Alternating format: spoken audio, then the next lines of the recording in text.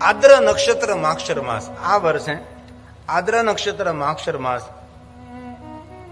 16 December થી આવે છે. 16 ડિસેમ્બર આ વર્ષે, જો આ વર્ષે 16 ડિસેમ્બર 2024. દર વર્ષે તેનો સમય બદલતો હોય છે. પંચાંગમાં જોવું પડે અથવા આપણા કોઈ વિદ્વાન આચાર્ય હોય તેને પૂછી લેવાનું, ભાઈ માક્ષર માસમાં આદ્ર નક્ષત્ર ક્યારે આવે છે?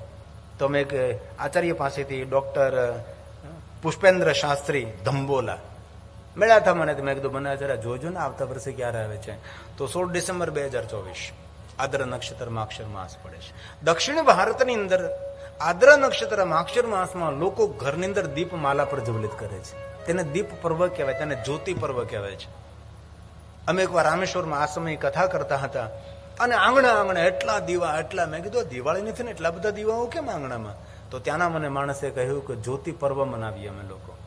આદ્ર નક્ષત્ર માક્ષર માસને 5 દિવસની વાર હોય એ પહેલા અમે લોકો અમારા ઘરને આંગણે પગથિયે અમે સુંદર સુંદર દીપમાલા પ્રજ્વલિત કરીએ. તો જ્યારે આદ્ર નક્ષત્ર આવે ત્યારે તમારા ઘરની અંદર પણ દીપમાલા પ્રજ્વલિત કરજો અને શિવાલયમાં પણ દીપમાલા પ્રજ્વલિત કરવાનો મહિમા છે. આદ્ર નક્ષત્ર માક્ષર માસને દિવસે જો ભગવાન શિવનું અર્ચન પૂજન કરવામાં આવે તો તે મનુષ્યને 100 મહાશિવરાત્રીનું પુણ્ય પ્રાપ્ત થાય છે.